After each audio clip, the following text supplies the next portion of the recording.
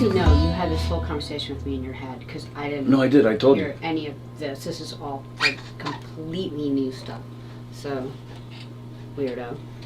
I feel like you need to move over more because the thing's right in your face.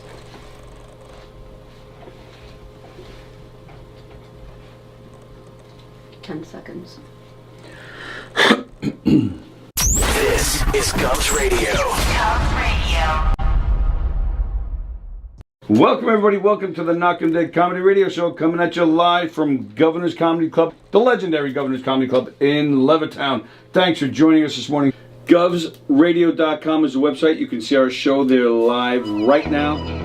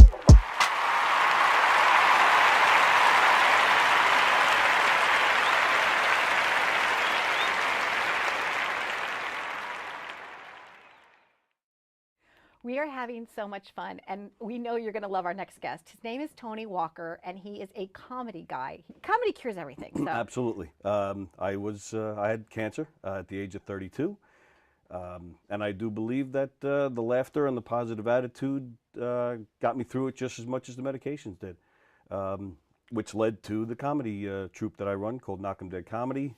We do dinner theater, murder mysteries, game shows, kid shows. You know, we're not stand-up or anything like that, just comedy shows, variety shows. So you go to restaurants and where else? Like theaters? Restaurants, private parties, corporate events, fundraisers. Did I say fundraisers? Fundraisers, firehouses.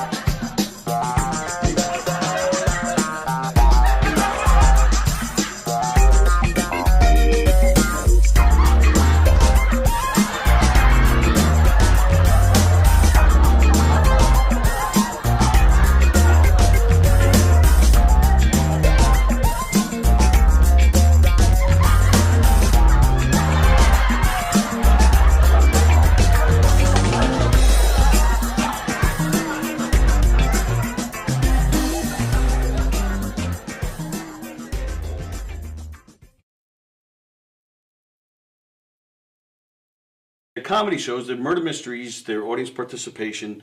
It's a scripted show because, you know, there's clues and hints that have to go out, but it's not a don't blink or you'll miss something. It's not Agatha Christie. You know, Right. it's a comedy, it's lighthearted, but one of the characters does get killed, Right. and then the audience has to figure out who did it it is. and I wanna why. get killed. And if it's a private party or a corporate event, we personalize it to fit, you know, their event. Now, do you ask the audience for help with the mysteries? Or Yeah, you- they solve it. All by themselves? Based on what they saw during the show, we even give them a little section where they can interrogate the suspects. Oh, that's And, fun. you know, so we'll deflect, deny, point fingers at other characters, but everybody makes the rounds throughout the whole room and Okay. talks to people. What- The show is guaranteed. It's 100% guaranteed fun. Totally. Everywhere we go, always.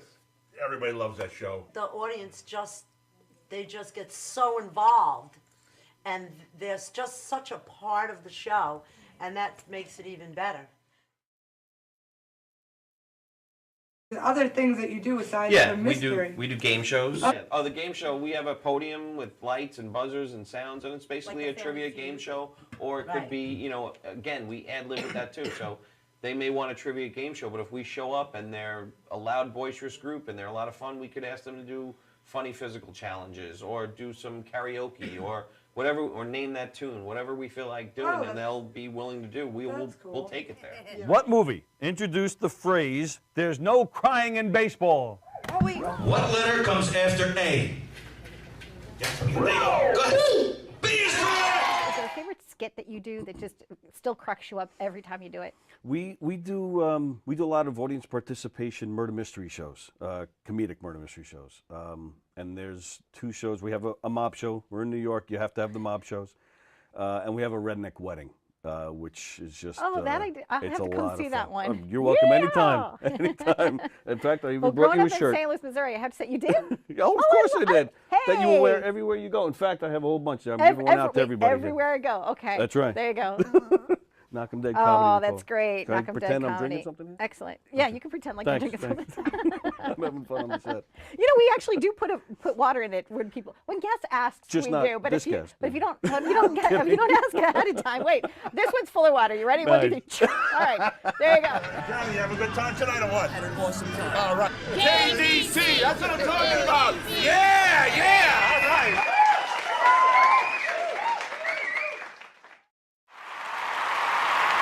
Knockem Dead Comedy Radio Show also brought to you by Two Eagles Auto Body. For more than 25 years, Two Eagles Auto Body has been the leader in auto body repairs and customer satisfaction on Long Island. Two Eagles Auto Body handles every type of auto repair, from custom applications and restorations to repairs involving insurance claims. So call Two Eagles Auto Body and ask for John Rossi at 516-328-2527.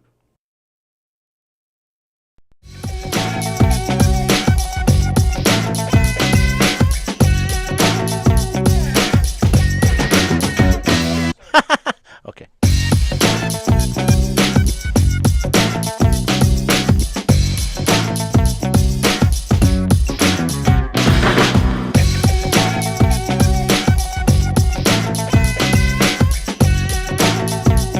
Okay, we'll just do that for now.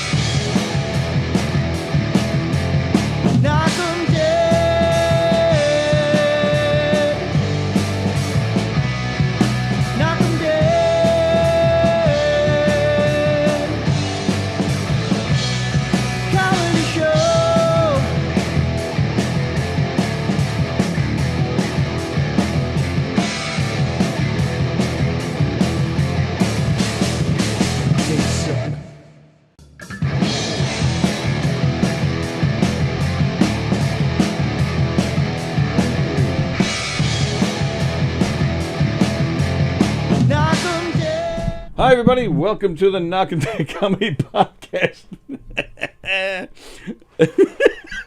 Keep going. Okay. Well, at least this time you don't have to drive yourself to the hospital with the heart attack. Welcome, everybody. Trust you. You have one leg. I could drive. 55. You're welcome. Thanks for that. Yeah. That was very good. Clever and quick. Just like your penis. I ruined the whole thing. I have no idea what that is. Do you know where it is? It's been hiding for years. Start the fucking show, Tom. The Knockem Dead Comedy Podcast on Gov's Comedy Club Podcast. Welcome to the show. Please like and share the show. Hit the thumbs up there on YouTube and copy and paste this link and share it everywhere. Just share it everywhere. And tell everybody you know about all the great shows here at Gov's Comedy Club Podcast. We're coming at you live from Governor's Comedy Club in Levittown, where you'll see Nikki Smiggs this weekend. Judy Gold, Governors in Levittown this weekend. I wish I could go to that. Yeah, we're going to be here tomorrow night, so hopefully Judy will come in.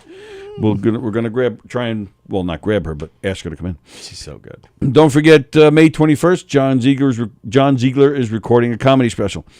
The Giggle Room has all sorts of great stuff going on this weekend. But don't forget on May 6th, Terry McNeely and Chris Cassandro, Joe Pontillo and Brian McGinnis on May 21st. The Brokerage this weekend in Belmore, Mike Burton. McGuire's tonight in Bohemia. Roddy McInnes is playing. So go to govs.com and check out the full schedule and make your reservations for some great shows.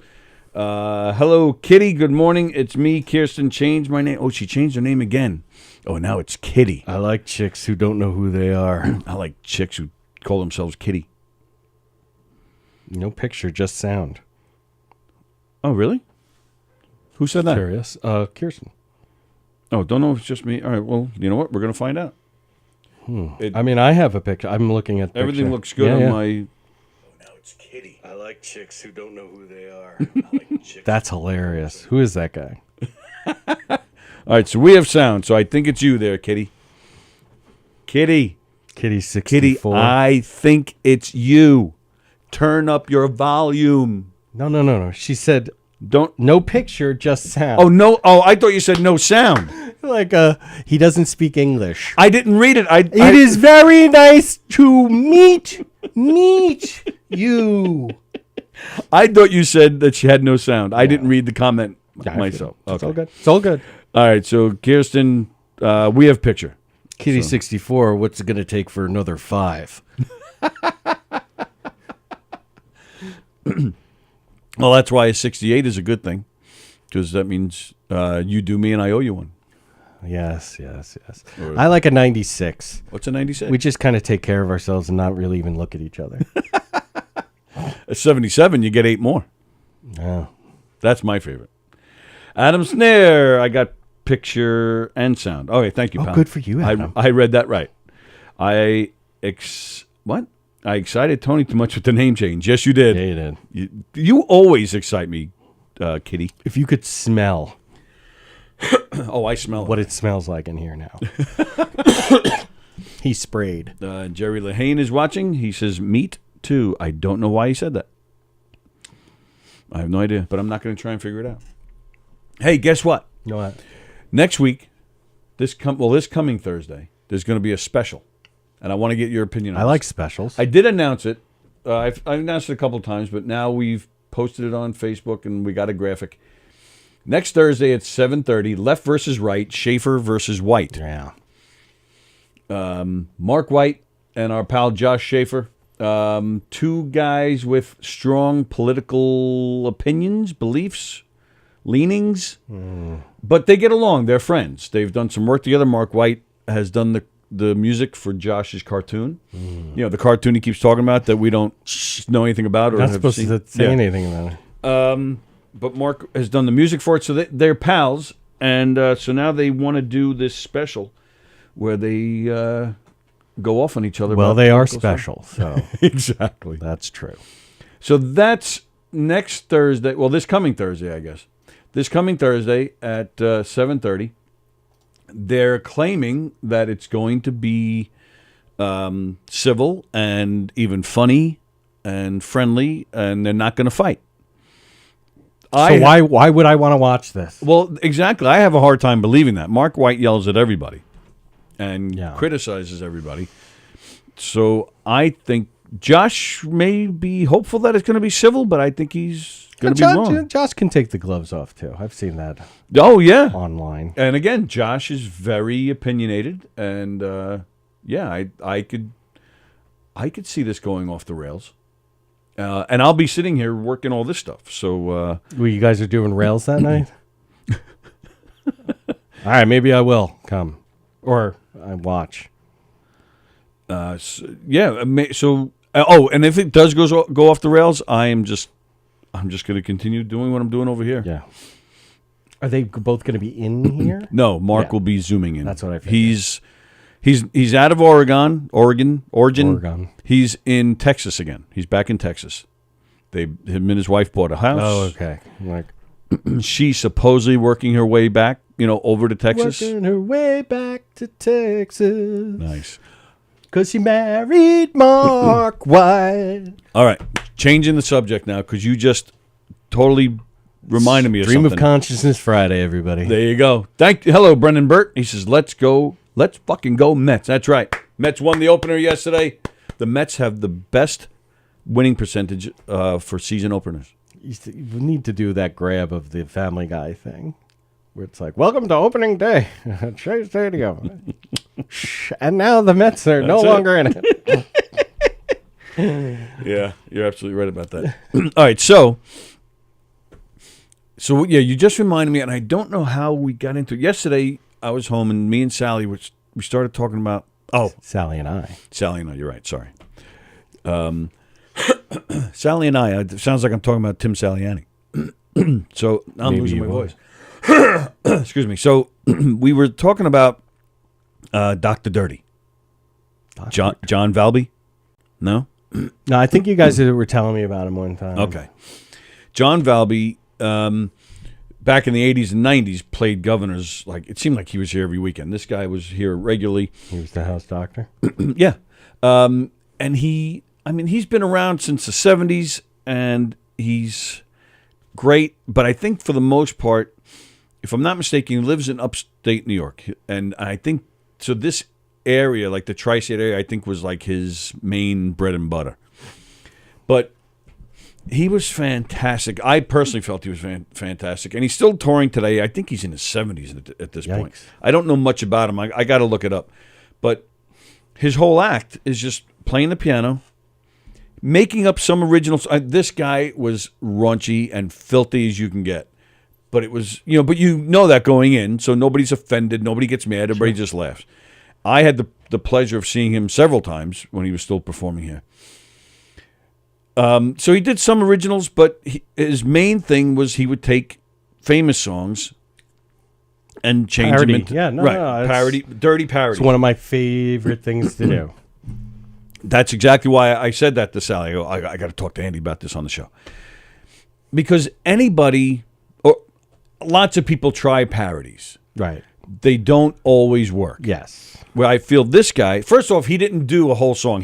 Sometimes he would just do a chorus, and that'll be it. Or you shouldn't ever do a whole song. Like that is something other people have told me. People who actually, like Paul Bond, like people who are up there with a guitar. Yeah. They're like, you don't do the whole song. Mm-hmm. Like, because right. you're going to lose people.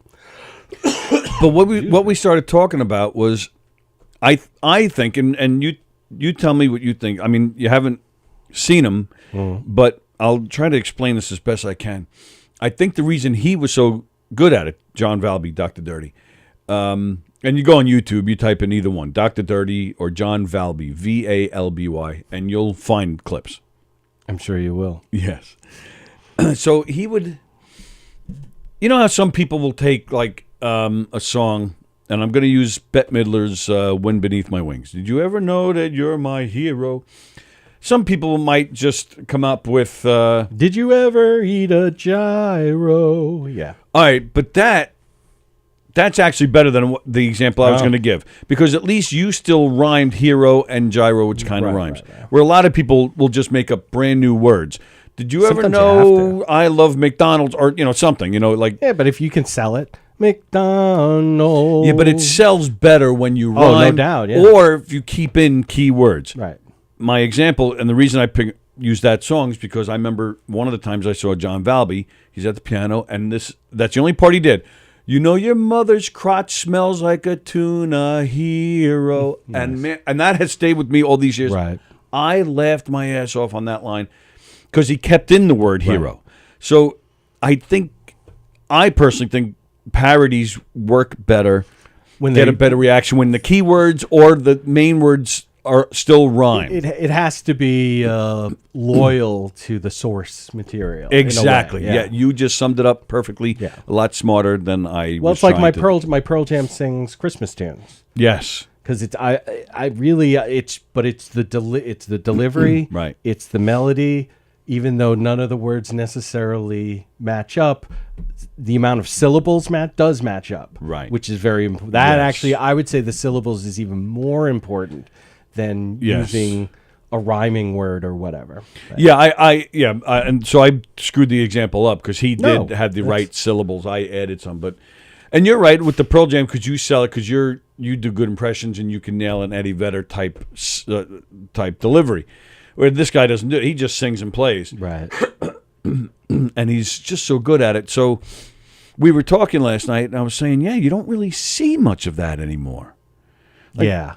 Which I don't know if is that good or bad. Or Well, okay. So, like the music business, right? Like the way things have gone. Weird Al Yankovic. Of who course, you is think really parodies. He's the king of parody. Genius. I have been in love with Weird Al Yankovic since I was a kid. Me too.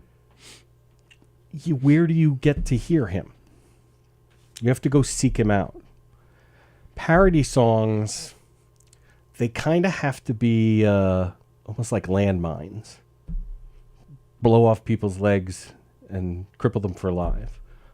No, wait, I'm sorry. We're talking about parody songs. I saw. No, but that you're surprised. Like they pop up somewhere and you're like, what is he saying? Yeah.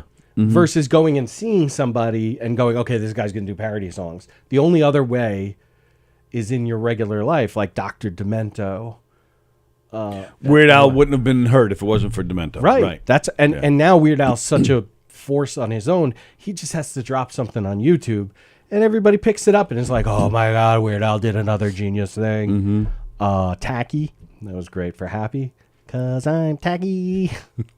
1987, I saw Weird Al at Jones Beach. Oh, nice. One of the best concerts I've ever seen. Me and my daughter were supposed to see him in Queens a couple of years ago, but I think it was COVID canceled kind of thing. Like, yeah, because she loves word crimes, which is hey, the Robin Thicke song. Blurred Lines. Blurred Lines. Yeah. Oh, Weird Al did a thing for that. Yes. Word crimes. You said word crimes, and it's all about like people throw on the term grammar Nazis. Yes. It is hilarious because I gotta look that everything he says. Because that's the other difficult thing about parody. Sometimes you have to throw in things that don't really even make a lot of sense. Right. Yes. You have to kind of but it's funny. Right. But you just need to get to that next line, and you can't. You're just like, all right, let me just fucking give up. Yeah. And people, you're gonna lose people. But this is from top to bottom. And matter of fact, my daughter Charlotte, because she is so into that song particularly, her grammar is amazing. Oh, that's she funny. Nails everybody for saying things like "I could care less," because that's one of the things that he says. And I like my wife the other day was like, "I could care less," and then she realized what she'd done, and Charlotte's like, and Rebecca was like, "Couldn't." And she's like, okay. And Sean's like, okay, because I was going to say something. And there, like. Oh, yeah. Like, I'm actually super happy that she's so into it. But, yeah, Weird Al, he's the only one that you're really going to find, unless you already know about something. There's right. a John Lynch. There's a comedian, maybe not John Lynch. Stephen Lynch, maybe it is. He was doing parodies right before all of this became the way it is, but like right before. So some people probably actually haven't even gotten to see him. Right. But yeah, things like Funny or Die, they're able to to attract that sort of thing. But yeah, writing a parody song and getting it out there now is like damn near impossible. Something you ever considered doing? Well, that's let me go back to the beginning. I was a spry 8th grader in John F. Kennedy Junior High School, Port Jefferson Station, New York. 11776 for Paul Verney if he's watching. He knows every zip code everywhere. Oh, okay. Like no shit, like it's crazy. It's like Phoenix, Arizona. Really? Yeah. He'll rattle it off. And he goes, hey, where are you from? And people tell him, he goes, that's da-da-da-da. You're like, wow. The guy's memory is amazing. Wow. But I was in 8th grade. Me and my brother, we saw the movie Ishtar. Okay. We loved the movie Ishtar. Oh, really? Yes, both of us. We found it to be a work of absolute genius. Oh, wow. And it was about this songwriting duo, right? Right. So my brother and I were like, all right, we like, we have no musical talent, so let's write parody songs. And we wrote a few, like 10 in like this ridiculously short amount of time. They weren't good, but they were a good start. Like at that time, Welcome to the Jungle, that had just come out. And so we wrote Welcome to the Bagel Shop. So, welcome to the bagel shop. We got lox and cream cheese. We got everything you want. Yeah, and it went from there. Right. So my brother, who was in 10th grade at the time at Comstock Senior High School, brought it in to show his friends, for a little bit of like hey, this is what my brother and I have been doing. And like his friends all laughed and they thought it was funny. But then like a little later that day, he gets called down to the office. And apparently one of the kids, I won't say his name, but he found offense. He felt offended by the Welcome to the Bagel Shop because he was Jewish. Oh my goodness. Yeah, no, I know. And like, it was just so funny because my brother, again, you kind of have to know my brother is like, it's just very stoic. Like you could be yelling at him. He's just like, I've seen my mom broke a wood hanger over his back once. And he just like stood up and was like, please don't ever do that again. And that was creepier than anything else he could have fucking done. It's hilarious. And so he just sat there. They're like, rah, rah, rah, rah, rah, rah, like, and we didn't put our names on it or anything. But they were like, did somebody write these with you? Kind of thing. And he was like, no. So he kept me out of it, which was fucking fantastic. Yep. My brother is awesome like that. But yeah, he was suspended for 3 days. Suspended for 3 days for that? Yeah. And the word Jew isn't even in it. Right. No, not at all. Was there even a curse word in it? I don't think so. No, because we weren't like, goodness. He wasn't the sailor he is now. And this is 30 years ago. Yeah. 1988. So what would happen today? Yeah. No, my God. They'd be flayed. Or we'd be flayed. not Bobby Flay. So. Oh, that sucks. Because that it sounded like a good premise, a good idea. There were a bunch of them, and I got to ask because I don't really remember them, but we would have ourselves just dying laughing. Right. And actually, I worked on that wet ass pussy one. That's wet ass tushy. I actually read them at an open mic once, and they're all like, "You have to record this." So how many do you have? Do you have a bunch?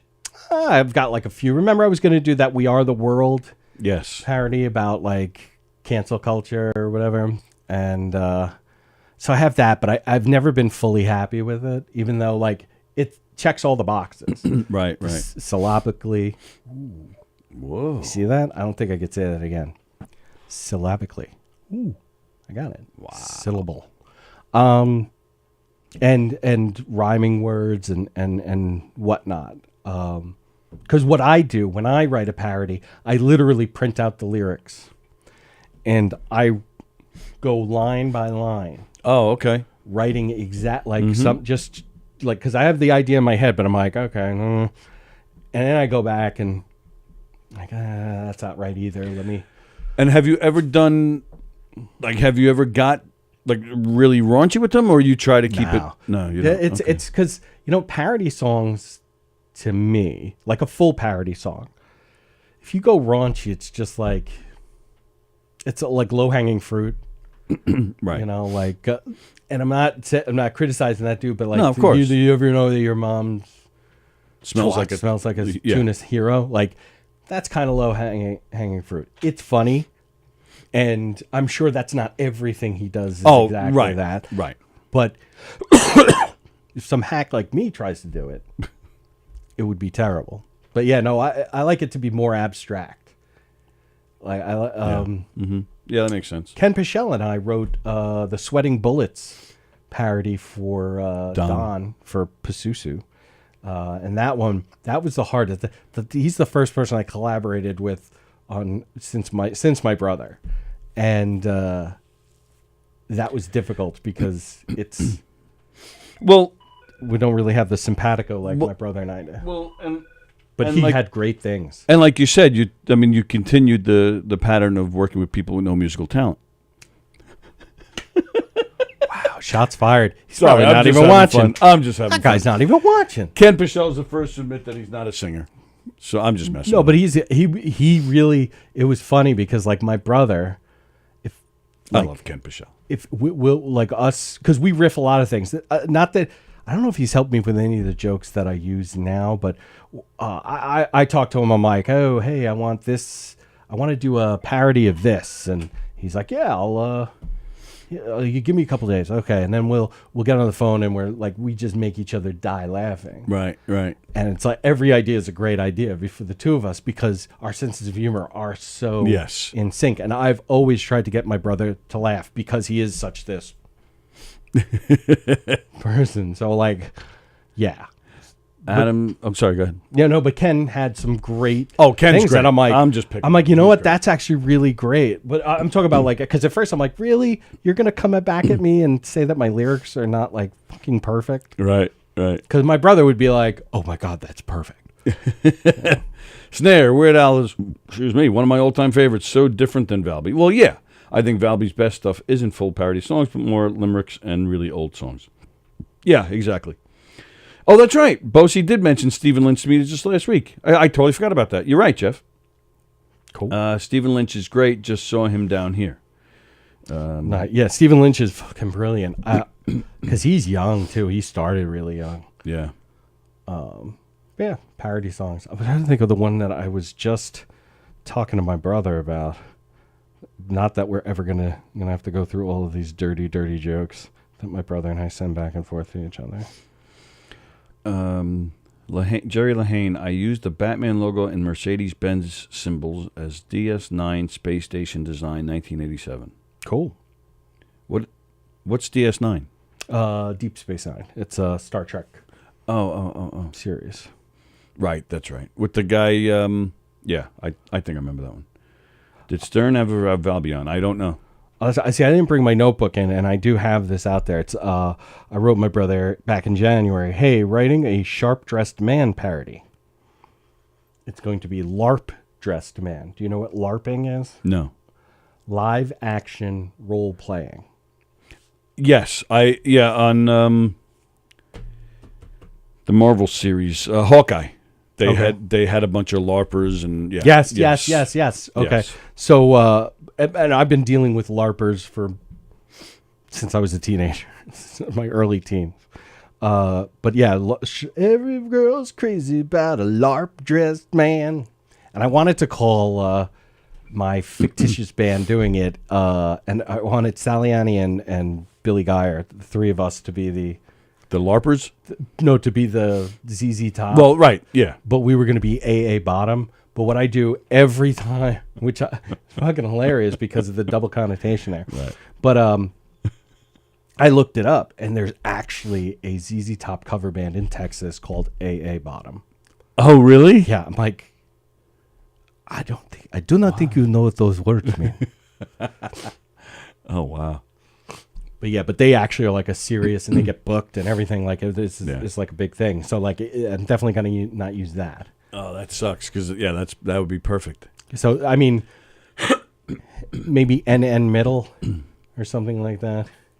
But whatever. That's neither here nor there. And he never got back to me about that. But I have like the first kind of few lines written for it, like how's it start? New shirt, right? Yeah. Mm-hmm. So new sword. New hat. And I'm gonna kill all the orcs. Swords and bonnets, LARPers, quaint. Yeah, that's funny. Yeah, so we were talking about you just don't really see much of that. I don't know. It seems to me like there used to be more guys doing parodies. Yes, because I think it was you could get them out there. I think a lot of people probably do parodies. Do. Yeah. Well, you said butt before. You said bottom. But yeah,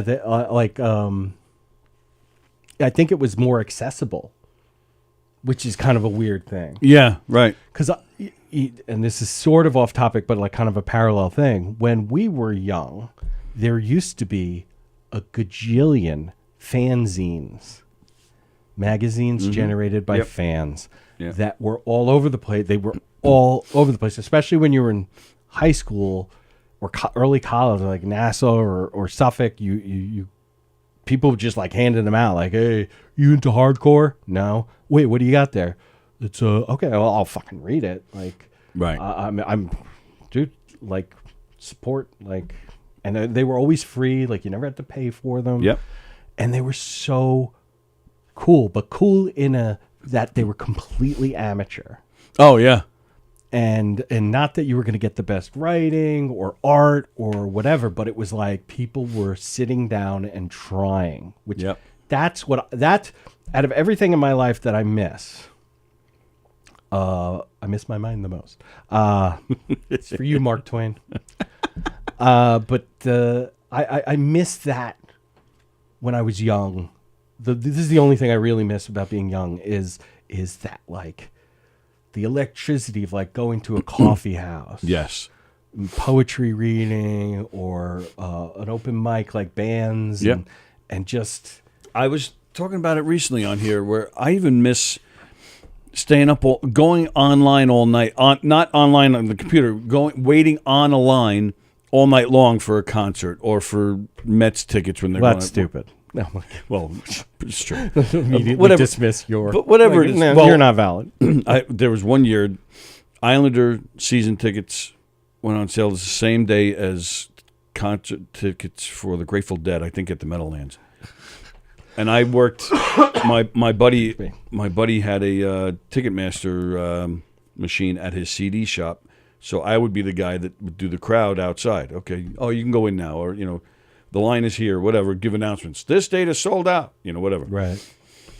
And, that was the worst. So I usually had fun with it, but that day was the worst. The Grateful Dead fans, they were so freaking nasty. And because we were trying to leapfrog. What else were we going to do? Okay, Islanders over here, Grateful Dead over here. Okay, Islanders go in. All right, Grateful Dead, okay. Islanders, and they start yelling at me. It's like, I'm going back and forth. What else am I supposed to do? Right. They were so mean to me, yelling at me all day. But apart from that, I like Mets tickets. Where did the Grateful Dead fans touch you? Where did the Deadheads touch you? Show us on the doll.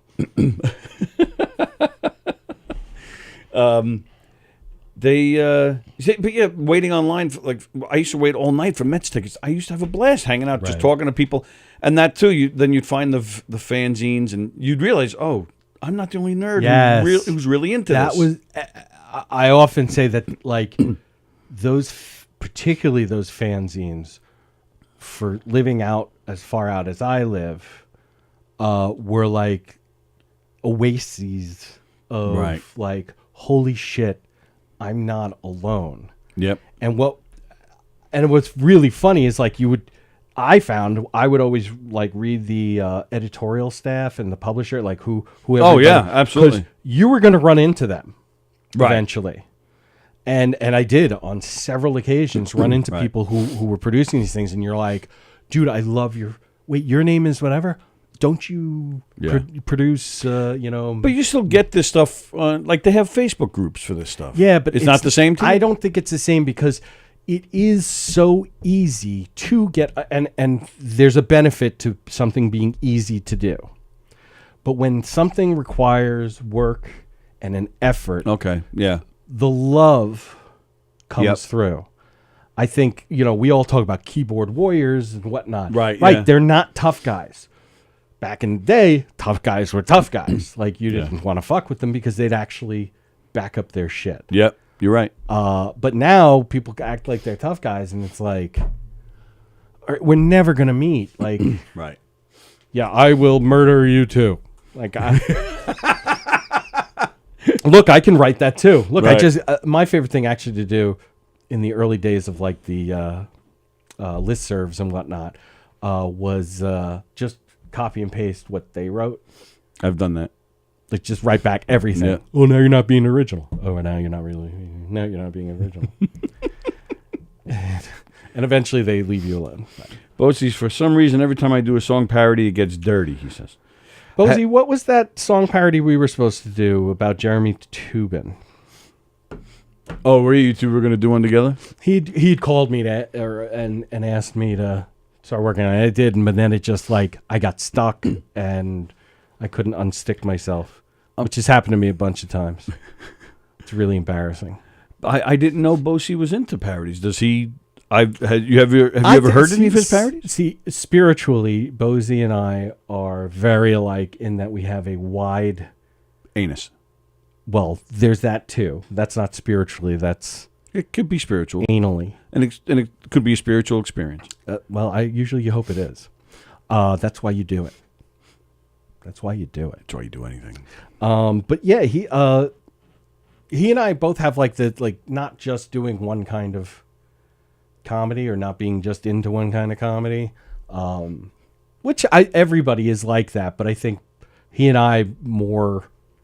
Like, we connect very much on that because, and I totally respect it. I think he's very funny in person, not on stage. Just kidding. No, I'm not. Yes, I am. No, I'm not. Now you don't know. I'm joking. I'm not. I'm joking. I'm not. I'm joking. I'm not.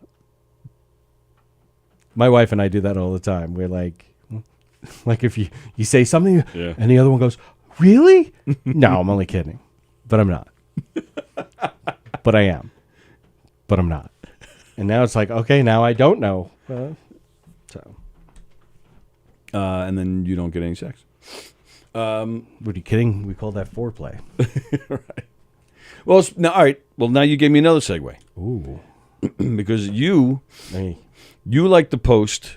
You will often post stuff that your daughters have said or something they've drawn, something they've come up with.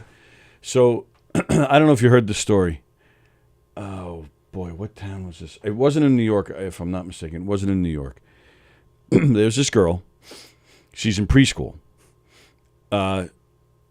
Doesn't really read well, okay? Preschool, yeah. No kidding. She went to her mother and asked her if she had any cards, like a greeting card. Right. Because she wanted to write a card to her preschool teacher. So are you familiar with this or not? No. Okay. So the mother, she was doing something at the time. I don't know what she was doing. So she was just like, yeah, I have them over there, whatever, like on a table or whatever it was. I got some cards over there. Go ahead, grab whatever you want. She was in the middle of something, so she didn't ask why she needed it. She didn't ask what her intention was. She didn't look to see what card she grabbed. Nothing. So the daughter took it. She drew a picture. Like inside the card was, some blank space, so she drew a picture. And that was her objective. She wanted a card with space so she could draw it. Nice, yeah. Brought it in, gave it to the teacher. The teacher then texts the mother. You aware that little Susie gave me a card? The mother says, well, yeah, now that you mentioned it the other day, she asked me for a card. I didn't know what it was for. She says, yeah, I wasn't sure if you knew about this. And then showed her what the card was. That's great. So, yeah, she wrote. So, as you can see, she wrote. She, made a picture, on the inside. But, yeah, nobody noticed what the front was. That's great. So, yeah. It's probably super true, too.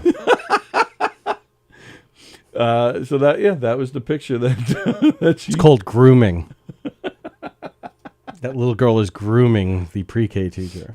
Yeah. So I thought that was classic. That's I thought that was really funny. Yeah, well, that's my daughter, that picture, we had her art show was last week for the art class that she takes. And it's very cool. It's the studio in Setauket, right on what's called Main Street in Setauket, even though it's also called 25A. It's next to it's actually directly next to the Country Corner where we used to do a mic and is sort of the bar for East Setauket. Okay. And the lady is like a very serious artist, and she's awesome. She just is so good with the kids, and she just has this great air about her. And she's always so excited of everything the kids do. But so what she had them write a bio for themselves. And it was in this loose leaf book. Okay. And so anybody could pick it up and go around Oh, and that's read cool. it. Yeah. And so I am just happy that because they're all children, everybody just went and read their own kids. Right. Because, yeah, that was ridiculous what she wrote about, like, her hobbies are being tired and drawing. Right. Yeah. Right. I remember that. Now, as soon as you said that, I remember that post. Yeah. And then at the end, she classic. has to take a shot at her sister at the very end. Yes. And I think that's what you wrote, right? On the caption, I think that's what you said. Yeah. Well, and one of my friends immediately responded with, I think you should be concentrating on the other daughter who can't use a remote. But I realized that I didn't mention that it's her older sister, and she doesn't mention that it's her older sister. But we've been saying this for years.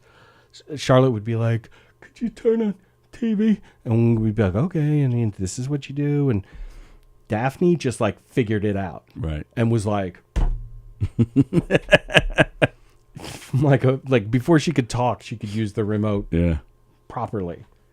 Yeah, that's Sally's youngest, Kevin. Same thing. And so eventually Charlotte would go, would hand her the thing to be like, could you put on Yo Gabba Gabba?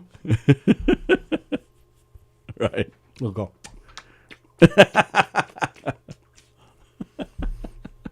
Nah, she is a nut job. Bye. And speaking of nuts, no, I don't have a segue for that. Oh, right here. Right here. So, I don't know if you noticed, but my eyes are killing me. I don't. No, your face is killing me. Yeah, you walked into that. You know that. I totally set you Yeah. up. Wow, there's a little softball. Yeah. Yeah, there it goes. No. I'm Babe Ruth. Oh, you're Babe Ruth, yes. Oh, excuse which me. you did. Yeah, right. So Sally got this. So we've been talking about it. She got this 5th dog. We now have 5 dogs in the house. Well, 6 if you count yourself. Well, true. Yeah, good point. Point? I have no point. Oh, what's that from? I forget, but I've been using it ever since. I want to say that's a Mel Brooks thing, but I can't place it. I don't know. I think it's one of those 80s comedies, like a Real Naked Gun. Genius. Oh, yeah. Kind of. Oh, that's going to bug me now. Though one of my favorite things is that's similar to that is what's your impression of Ted Stryker? I'm a psychiatrist. I don't do impressions. Right. And he goes, hospital, what is it? He could snap just like that. Like that? Yes, exactly. Like that. Because it's just the same, in the same genre. And it's one of my favorites. That's fantastic. I digress. Yeah. So anyway, my eyes have been watering. I like that's why I even took the glasses off. Earlier when we first got here, it was like actually going down. I'm like, this guy's going to ask what I'm crying about. Like, what the hell? No, I'm a real man. I don't care how you feel, and I don't cry. Right. But yeah, ever since the reason that we got the dog is because the owners. Yes. Yeah, their daughter was allergic to this thing, and I'm allergic to everything. Right. I have allergies like crazy. Right. And this dog is great, so I love to play with this dog. But then I'm getting itchy. My eyes puff up. So I've been staying away from him a little bit. But yeah, my eyes have been watering 24/7 since last Saturday, since she got this dog. I'm like, son of a bitch, man. I'm having trouble seeing because my eyes are just watering. I'm like going to grab something, I miss. I'm like, ugh. And then okay. Like, and even now, when I did that, like I can feel the water on my eyelashes. Like I could see it. Yeah. It's insane. So I may have to kill this dog. Well, now you can't. Why not? Because you just said it. This is recorded and people have seen it. Oh, I don't care. I hope nothing bad happens to this dog. That's how you say it. I hope nothing bad happens to this dog. I love it. He's a great dog, but right. But yeah, it's so it gets better when I'm not at home. Right. Even though it's still happening when I'm home. It's getting though, all it's the like stuff out. Yeah, you're right. Yeah. No. But at home, it's like constant and like. So again, I'll be looking at something, but the water pools up, and I'm like, and I can't see. I'm like, son of a bitch. So I'm constantly wiping my eyes, trying to see what the hell I'm doing. You don't have allergies to anything? I probably do. And my understanding about allergies is everybody eventually develops them. Like if you stay in the same environment for an extended period of time, eventually you will develop an allergy. Oh, I didn't know that. It might be you might die before that happens, but so I think I know I you know what I'm allergic to? Tree sex. Tree sex? Yeah. Having sex in a tree? No, when trees have sex. Oh. That's one of my favorite jokes every time this time of year. Going out to the car and it's completely covered in pollen. Facebook post from like 10 years ago. I took a picture of my car and I posted on Facebook and I said, looks like my car was in a tree bukkake movie last night. And it's hilarious because like my mother's like, what did that mean? Let me explain this to you, Mom. It's a Japanese term and it has to do with a bunch of guys blowing their load on some poor woman's face. Like a lot of it. Just the face looks like a glazed donut. Did you say that to your mom? What did you say to your mom? I might have. What did you? Is there a chance you actually said that? There is a chance. I probably was like, well, it's a sex thing, Mom. Said, okay, I don't want to hear it. Right. All right. Fine. It's funny, though. If you knew, it would make it funnier. Tony is... all that means, Tony, is that you need another dog, says Bosie. Sallie. Because he's trying to kill you. That's right. I have allergies. Like when I was in my 20s, I'd had to go twice a week where I get 5 shots every visit for allergies. You're hammered by the end of it, huh? Yeah, I wish. But it did work. And then when I got the cancer, it kind of wiped it all out. I mean, because your whole immune system is shot to shit. Right. And then I tried maybe like 5 years ago. I'm like, screw it. I'm just gonna go again, and get the shots all over again. But I went to a different doctor. I think the original guy had is passed. He was like 100 years old then. So I found a place near my house, and I went there, and it turns out the allergist knew my brother, and it was really strange. I mean, talk about fanzines and people who are into stuff. She was like she was so excited that I was Frank's brother. Like every time I saw her, I saw Frank today. I have to go see him, and like her eyes would be bugging out. I was like, what the hell's wrong with this lady? Is his tongue still 6 inches long? She hooked me up with some nurse who's going to give me the shots I think it was twice a week again. But this nurse, and then Sallie started going to this place because Sam had some allergies. So she, because he's climbing he's the up in the trees. fucking trees. Getting pollen. Here, I have a solution. Don't climb the trees. So he starts coming too. So Sallie saw these people in action. This nurse that had to administer the shots, I think she probably had a bigger cock than me. Like she was more of a man than I am, which isn't hard to do. But hot. What's that? I was hoping she was good. Oh no, that would have been cool. But no, she would yell at everybody. It was kind of like that. People would call. I'd see it as I'm waiting, and I would see her, like the receptionist would be like, "So and so's on the phone with a question." She'd grab the phone. We already talked about this. Stop bugging me, and hang up. Like this woman was nuts. That's great. And so I start getting the shots, and so I go into the room, and she'd be complaining to me about whatever she's mad about.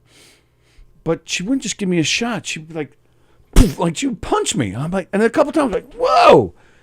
And I think even once I even said to her, take it easy a little bit. And she goes, yeah, well, I'm having a bad day. I'm like, okay. Yeah, but I wasn't until now. Right. And then, so this went on for a few weeks. I'm like, and actually it was more than a few weeks, like a couple of months. But I started getting sick. Like I was getting stuffy, like constantly. I'm like, these people, I think they're making me sick. I was, right. I wasn't fine, but I was doing okay prior to coming here. So I went one day and I'm thinking, and I started saying something. Hey, look, I'm not feeling good. You just need time. Okay. The last time I went, I get this nurse and she's complaining to me. She's got her whole box of, allergens or whatever you call them. And she's, putting, they have those little bottles. You put the needle in. And put the needle on the record. Put the needle on the record. Sorry. That was good. And the back beat goes like this. Yeah. So, sorry. So she's complaining to me about whatever. And I swear to you, I think she grabbed the wrong thing and just did it. And as I'm thinking to myself, I think she just put boom. I mean, I was getting like, black and blues. But I really, to this day, think she actually grabbed the wrong thing because she's too busy complaining. And that's, I was like, all right, I'm done. I'm just done. Right. And sure enough, within like 3 weeks or so, I wasn't feeling sick anymore. I wasn't all stuffed up. I mean, Sallie would tell you, I was dragging. I was all tired. I'm like, and I stopped going. And I'm like, and then, a few weeks later, I was fine. And so now I just deal with the allergies. Right. Giving something that you're not supposed to give. I just finished watching a thing on Netflix. Yeah. Called The Serpent. Now, I am very into these limited true crime documentaries. Yes. And when I read the thing, I'm like, oh, this sounds like one of them. And it was a limited series, and I started it. It's not.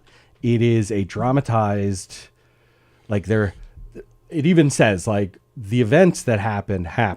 Okay. Names have been changed.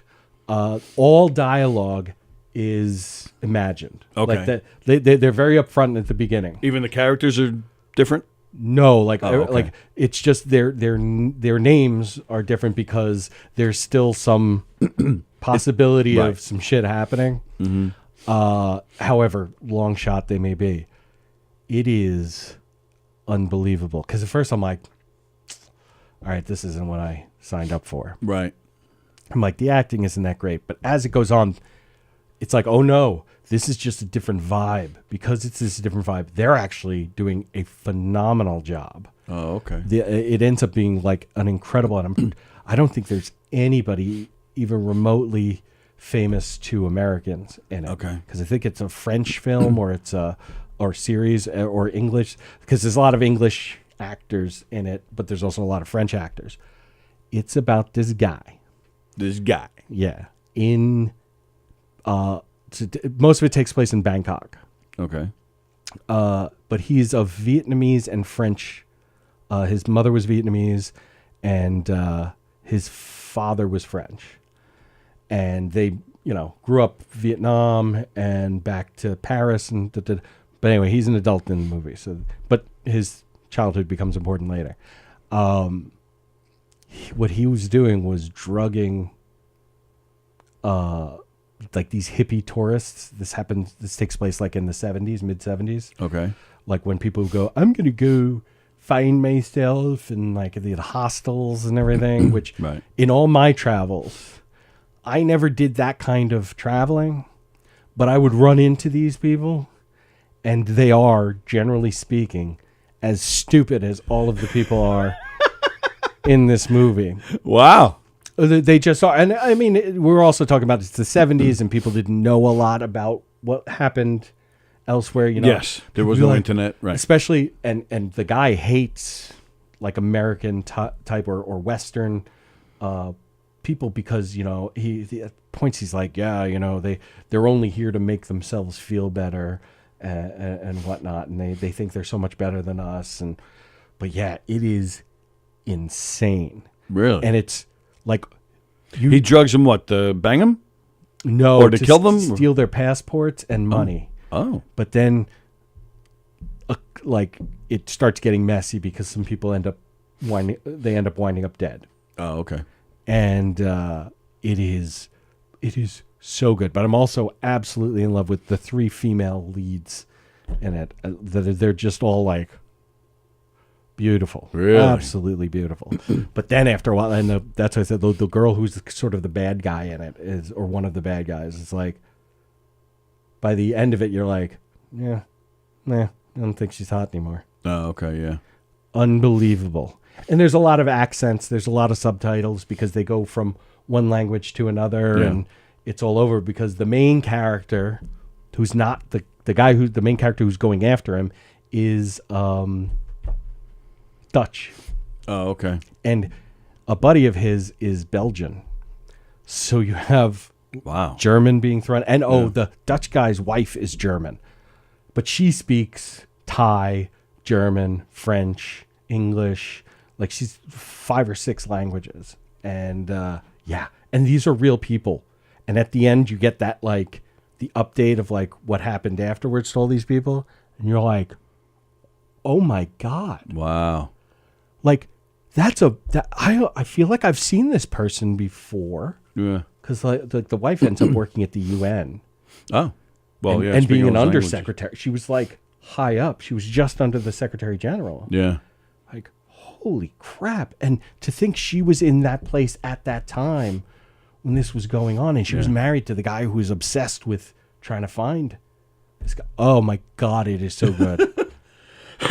Because it just is more and more fucked up as it goes. You're just like, what? We just started watching just last night. There was this guy in England. I haven't seen that. This guy's name is Jimmy Savile. Oh yeah. Do you know Jimmy Savile? No. And I've known about him since I was a kid. Me too. Yeah. Because me being a big music fan, you'd watch a lot of English shows. He was the host of a lot of these shows. He's kind of like a Dick Clark in England. Yeah. No, absolutely. That's probably the most appropriate. But yeah, Bob Hope even. Like, yes, that actually might be closer as Yeah. far as the level of celebrity that he was and how loved this guy was. Absolutely. This guy was huge in England, Jimmy Savile, and he rose to fame in the early '60s and stayed famous until he died 10 years ago, give or take. Something like that in the 2000s. Yeah. But, and I guess similar to Bob Hope, but he seemed more hands-on. Bob Hope had his Bob Hope Foundation, and he went to the troops and whatnot. But this guy, Savile, I think did, it, at least in this documentary, makes it sound like he did a hell of a lot more. Right. Raised a lot of money for various organizations, was very hands-on in these organizations, knew that the team would show up at the offices, and like was very hands-on. And he was a host of different shows, but then in the 70s and 80s, they developed this show called Jimmy'll Fix It, where children would write letters. Jimmy, I want to, there was one, a young boy wanted to show his appreciation to his teacher. Can we take it to a fancy restaurant? So they did. I mean, sometimes it was as simple as that. Sometimes somebody wrote in once, I want to work the wrecking ball and demolishing a building. So he set that up. Uh-huh. But then you had some more lavish stuff like, I've always wanted to fly a plane. But, he would have, of course, pilots working with the kid. Right. So, and this show was a smash hit. They said in the first season they received over 250,000 letters. It's like that home renovation show plus. Right. But it wasn't, it wasn't just homes. Yeah. And this show was on for years. And so this guy was just adored. And they showed clips of him doing different things for charity. And everywhere he went, he was mobbed by people. And he had no management. He handled his own affairs. He drove himself to these things. So everywhere he went, he would just get out of his car and people would just be all over him. He was like a rock star. Yeah. He would make appearances at concerts and stuff. He didn't sing. He would just stand there and wave, and the people would go nuts. So I watched this documentary because I'm very curious, because after this guy died, since he died, over 500 people have come out to talk about the abuse and torture that they were exposed to with him. Yeah. So, and that has always just baffled me. How did at least 500 people keep their mouths shut and waited until he died? Like, what did he say? What did he do? How did he keep them quiet? It's funny because the aspect of what would have been why those people didn't come forward is also present in the one that I talk about in The Serpent.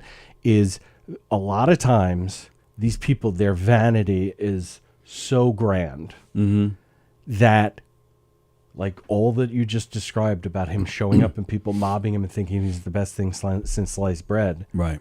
You look around and you go, well, who the hell is going to believe me? Granted, and I thought about that while watching it, because then I, of course, thought about here with the priests. Right.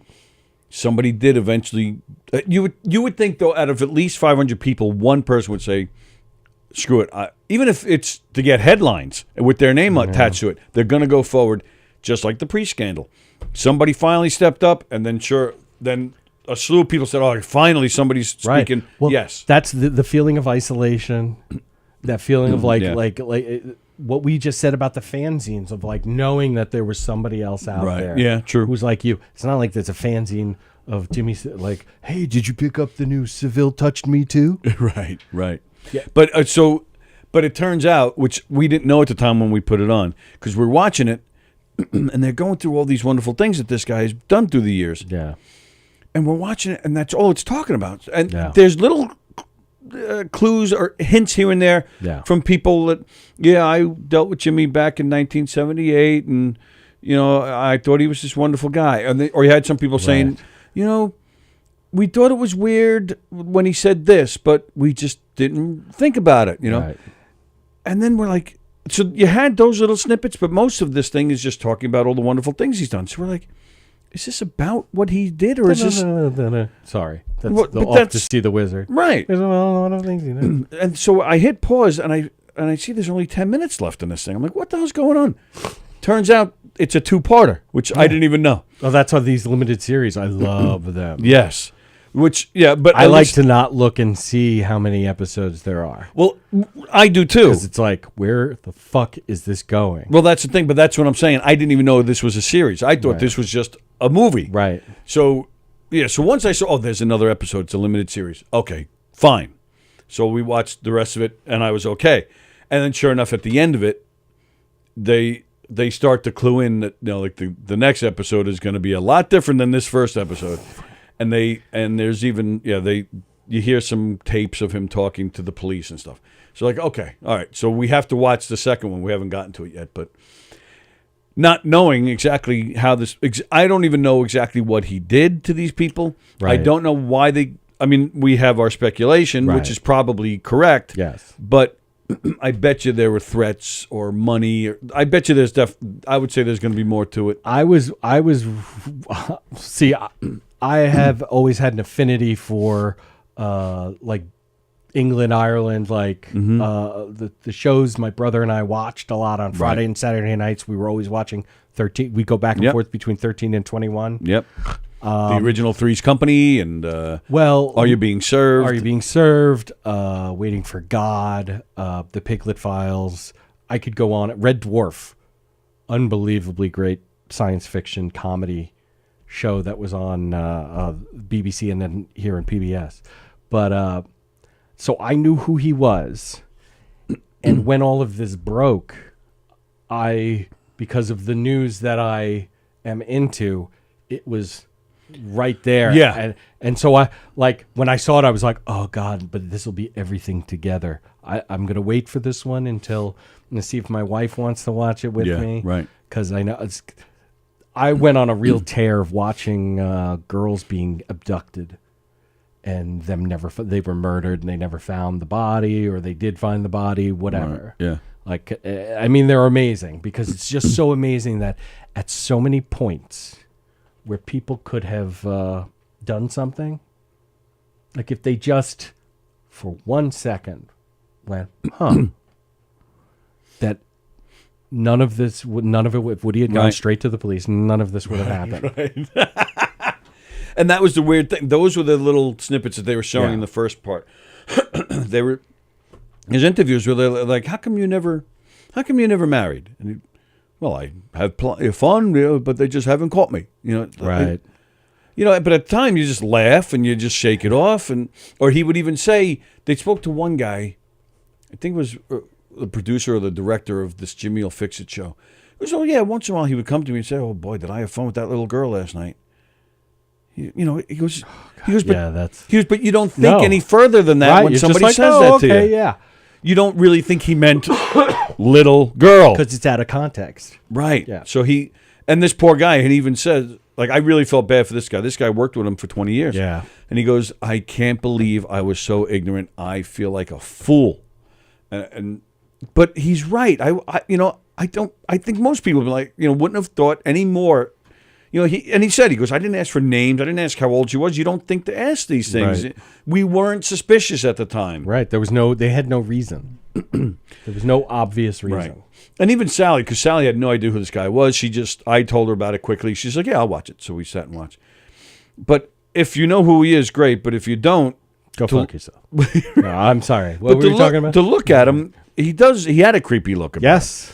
But even that, he explains in an interview that, I grew my hair long, I colored it funny because I wanted a shtick so that I would get on TV out, yeah. and I would stand out. He exactly says that. But now you look back on it, knowing what you know now, you're like, oh, But you didn't know at the time. And plus, he got famous in the 60s, which, 60s Everybody was fucking everybody kids had a back then. Yeah, right. Everybody had a shtick. Everybody. Yes.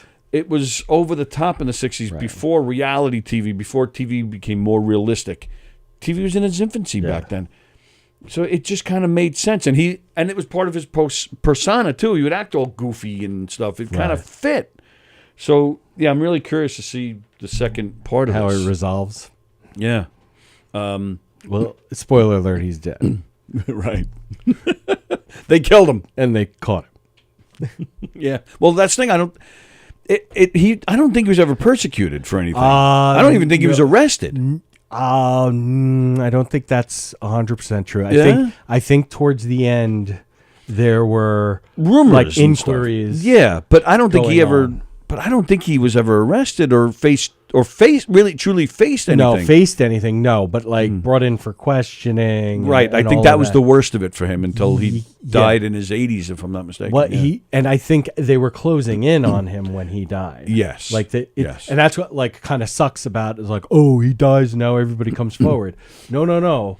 Like it's not like they've been talking about it since the 60s. People were coming forward to the authorities, at least, not being public about it and going, hey, listen, this guy did this, and like, all right, well, we'll talk to him.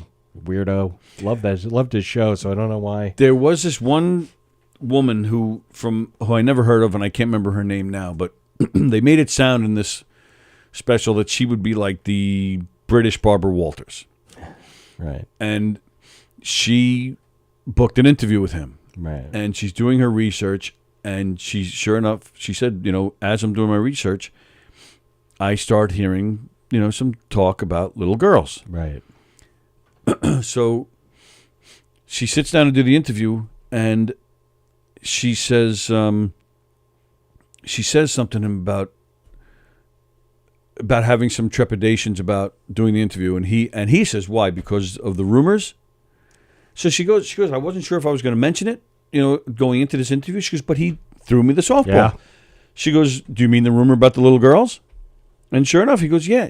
So same thing. She, like this other guy, she goes, I can't believe he was so open. He knew exactly what she was going to. But then, so now they're all saying this, looking back on it, how smart that was, because it fooled everybody. Like, oh, he's being open about it. Right. It must not be true, because otherwise he wouldn't say anything. Right. And sure enough, he's talking in this interview. I never did anything like that. Nobody's ever come forward. It's all, just people who are jealous of my success. And she totally bought it. And again, it's just genius, because, again, if you like Bill Cosby never, back in the day, I did the rupee in the boot. Why would I put people to sleep to fondle the titties? I don't put the titties in on top of. And I'm just sitting there with the titties just. Oh, I love the titty. The titty, but the titty, the woody. This titty, this titty, this titty, this titty.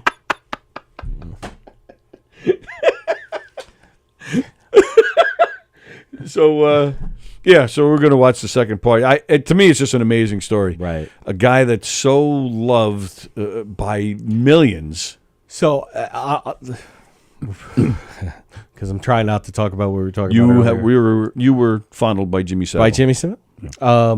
But I was raised not trusting anybody. And we're negative people in general, my family. Okay. My brother is very negative, but not damaging. It's just like you wish he would just find some joy in something. He finds joy in your stand-up, because I've seen him at your gigs. That's true. He's like I love my brother very much, because when we were kids, it was tough, and I always had a protector. He was always looking out for me. Nice. So I just thought his pessimism was hilarious. And now one of my daughters is just as pessimistic as he is. But we were truly told, like, question everything. Yeah. Like, question everything. And I think I've told you this before, as I tell my daughters all the time, the moment you feel you are right about anything, stop. Yep. And go, oh, why am I wrong? what am I missing? What did I miss? Because it can't be this perfect. Right. Nothing's this perfect. Right.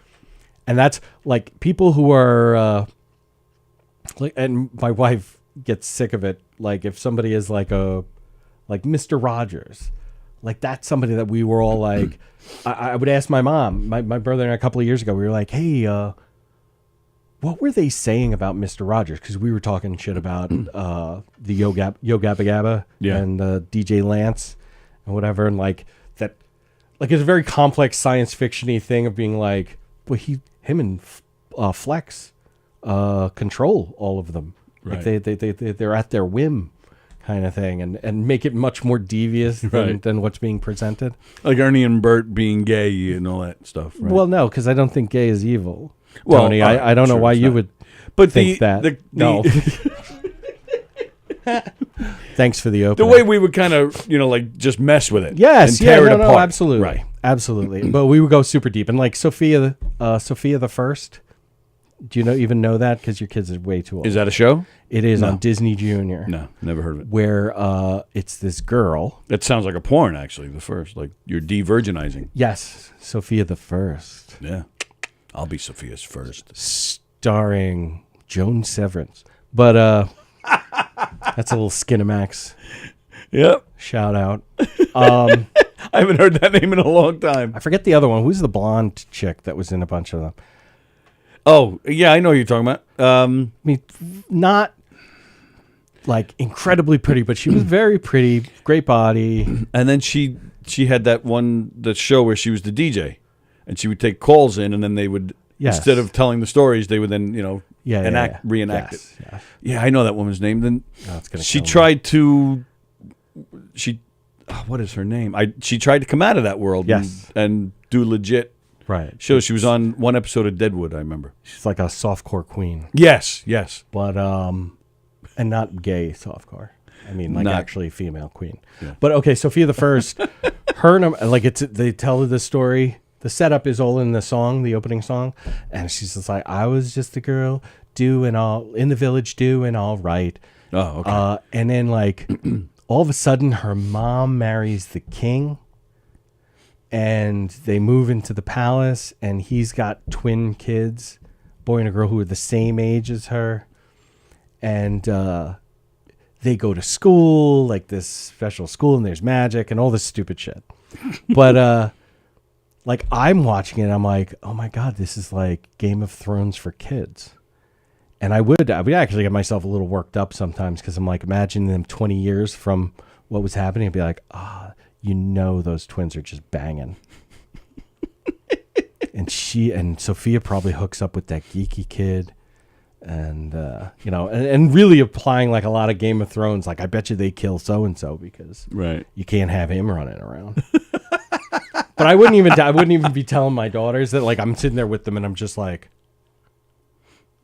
and it's all this shit is going through my head and I'm like laughing to myself and they're like looking at me.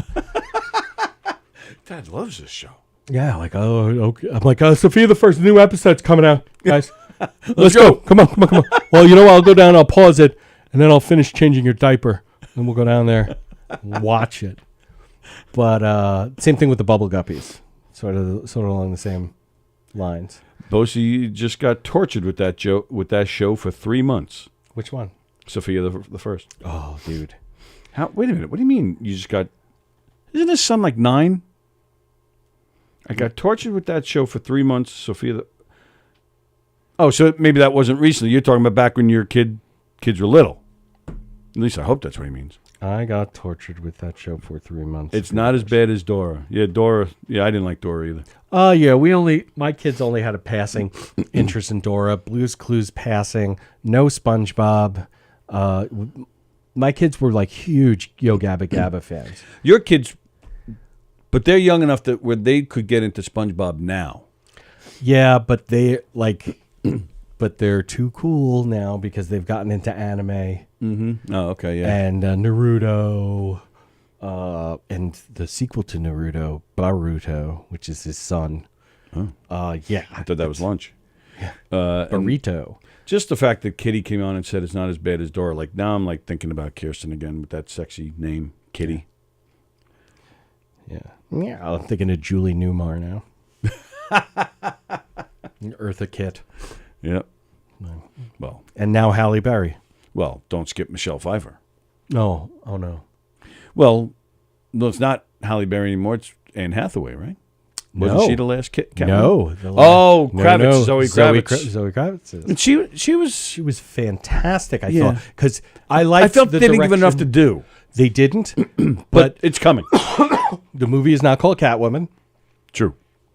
And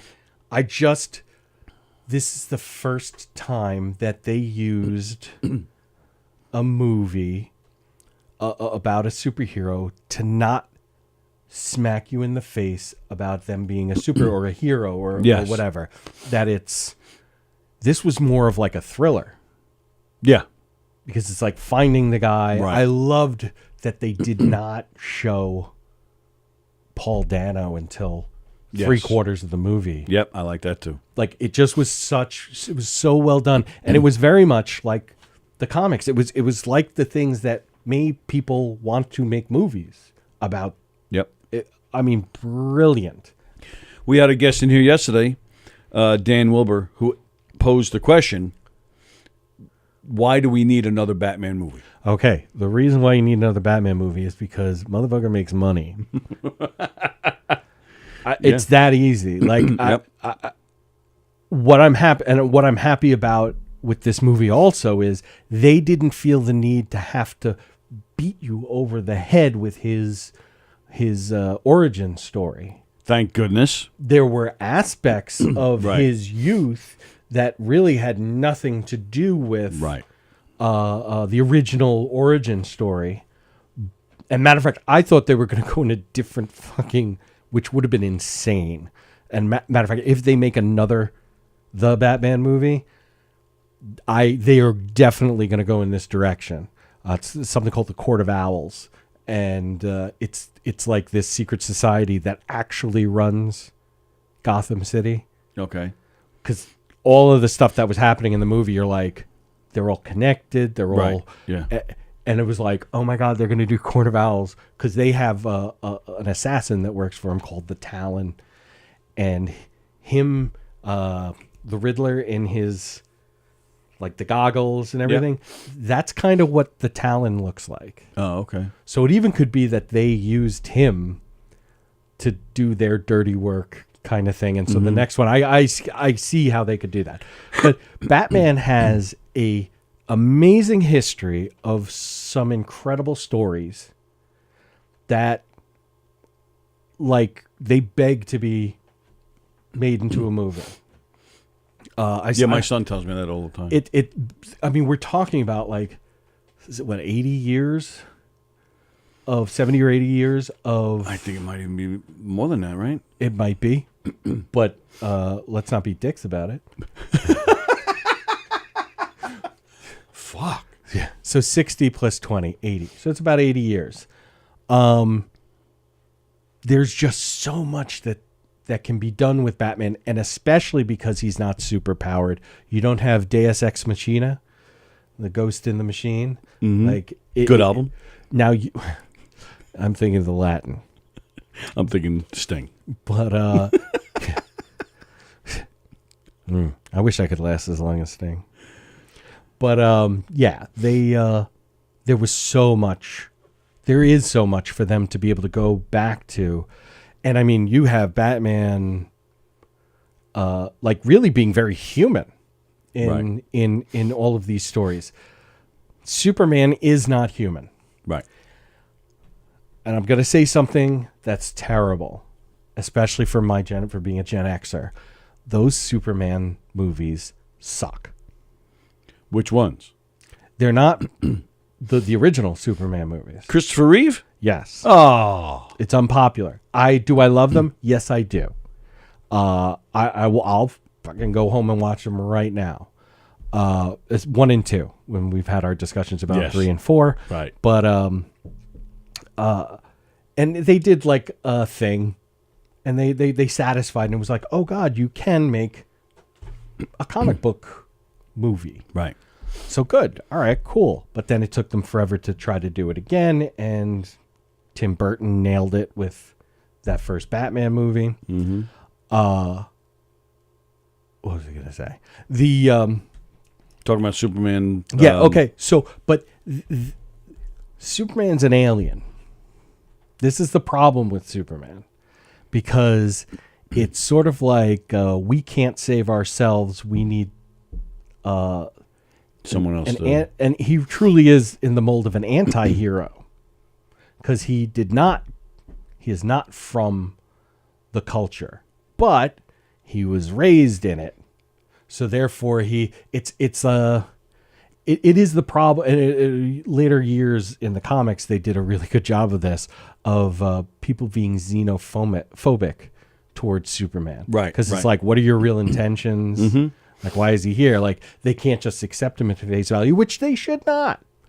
I always thought it was funny that, like, that was looked at as like, well, these people are not valid. But no, like, that's these much like Jimmy Savile. Like, somebody should have been going, wait, right? What did you do? Mm-hmm. But yeah, so, and that's why I think the last Superman movie, not Batman versus Superman, but no, Sucked. I think it did a fantastic job. It was a little ham-handed with the Jesus stuff, but Superman has always that outside person coming in to save everybody. You can't get away from that, and it's not interesting. Everybody loves the Christopher Reeve thing is because we were naive. Yeah, it was new that you could have a movie like this. They had it was funny, right? There was great actors in it. Not that it was necessarily great acting, right? But it was enjoyable. It was fun. Like, it's a popcorn movie. What, you know, like, Yep. just have fun. Mm-hmm. Like, just enjoy yourself. Absolutely. But yeah, no, Superman is not interesting. Well, right. That's the point that you brought up before, right? And you're right. He's too perfect. Right. So you'll never beat him. So what's the point? See, there was a comic book story. I don't know if it was in Action Comics or Superman, the actual series, or All Star Comics or whatever it was, that it's Superman's birthday. Okay. And Wonder Woman and Batman come to go to the Fortress of Solitude, which immediately loses its name. Yeah, right. And they have presents for him, but they show up and there's this thing attached to Superman's face. Now, Justice League Unlimited also did a cartoon version of this. Okay. But the original comic was like mind-blowing, because somebody sent him a present that was actually this thing that like attached to his face and was making him feel like he was actually still on Krypton and had grown up and had a wife and children and all this other stuff. And it's so great and so perfect. And every now and then there's like an earthquake or whatever, and whoever's there is like, oh, don't worry about it, Kal-El. Well, it'll be fine. Right. And meanwhile, what's happening is Batman and Wonder Woman are trying to get this thing off of his face. And then the guy who sent it to them, who's who was it? I can see him in my mind's eye, but I never got into Superman villains. But he's like an alien. He's like a big, super powerful alien guy. He shows up, and so now Wonder Woman and Batman are trying to fight. They're forced to battle him? Yes, and then get the thing off. And it's a really cool story. Because it traps him inside himself. And there's nothing he can do. Right. And that's good. It takes Wonder Woman and Batman to save him. I did that. But anyway, I haven't been super geek out. Did you ever hear that joke? You must know the joke, right? What? Where Superman's looking it's a Friday yes, night. Yeah. I don't know, but my asshole is killing me. Yep. Yeah. Love that joke. Bosie, I love bubble guppies. I actually feel like that big goldfish that says when it's time to go to lunch, I feel like that should have been played by John Candy. No, Bubble Guppies is a good one. What is that? That's another kid show? Yes, it's these mer people. What?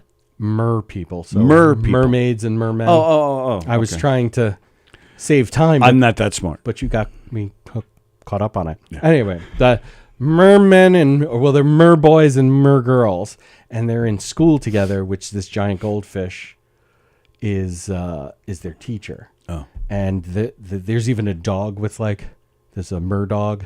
Oh. Like he's got a tail and everything. Was that sign language for Murdog? No, this is Steel Third. Oh. But does Bosey know that John Candy's dead? That he couldn't have done this show? He's been dead almost 30 years? Yes. Oh.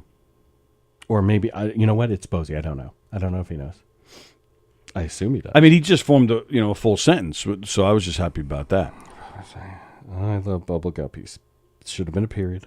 I actually feel like that big goldfish I take back what I said. That says when it's time to go for lunch, I feel like that should have been played. It's an amazing run-on sentence. Yeah.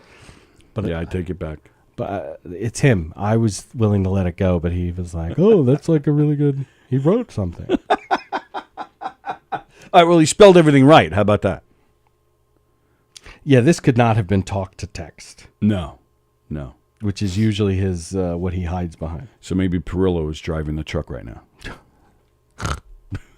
I love that. Before Perillo was working with Bosey, Perillo had gotten Billy a job at his old job, and they were working together for a while. Right. And that was hilarious. And then then Perillo leaves there to go to Bosey's company, and it's just... So which comedian is Perillo going to work with next? I don't know. He's moving his way down, though. I'm just kidding, Jeff. I don't know.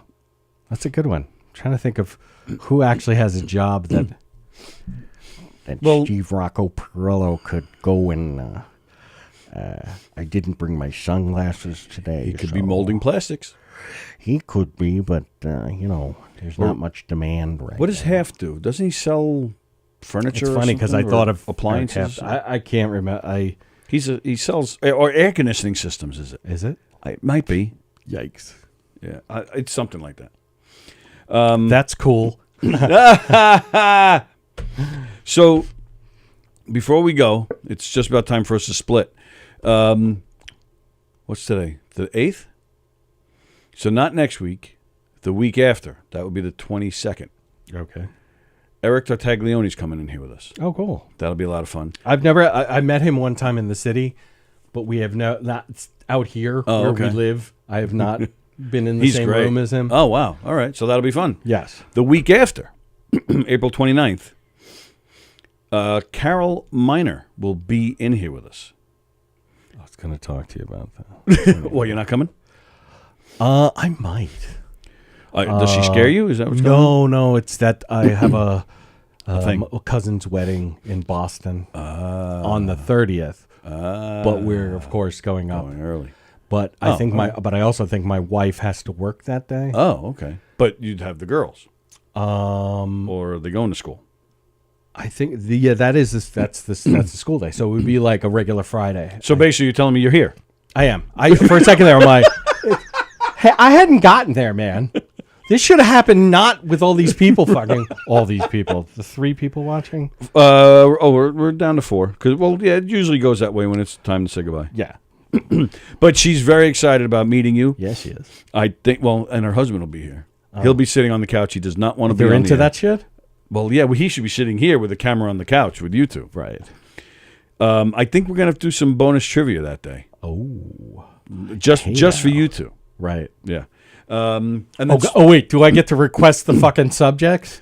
Well, fucking ridiculous. You're not limited like other people are. So like you gave him 2, between the 2 of you gave Dan 2 Red Hot Chili Pepper questions. I know it couldn't be any simpler for that guy. That would be like asking you about McDonald's fries. Exactly. Right. You're absolutely right. And speaking of guests, man, I'm so bummed right now. I booked an interview with Jim Florentine. Yeah. Very excited about it. Booked it for April 21st. I'm such a freaking moron. Yeah, you are. Because I booked this with him. He came. I gave him a few dates to pick from. He said 21st. The 21st was not one of the dates I gave him. Yikes. But it's Jim Florentine. I'm like, oh, yeah, let's do it. Totally forgetting that I can't even be here the 21st. I'm not doing the show that day. That's a Thursday. I'm taking my daughter. Her birthday was a few weeks ago. For her birthday, I'm taking her to a Met game. She loves going to games. Right. And it's a day game. That's the day we're going. So I'm not doing the show that day. Motherfucker. So I'm like, oh man. Well, I hope it rains. Then I'll do the show. So we'll pray for rain. Sorry, Sammy. Yeah, but you can always reschedule that. Exactly. So now I write back to him. I said, Jim, I'm so sorry, but I can't do it that day. I have a family obligation. That's how I put it. I said, I hope he's not watching right now. Well, yeah. Well, she's autistic, so that'll make him. So now he can't turn me down.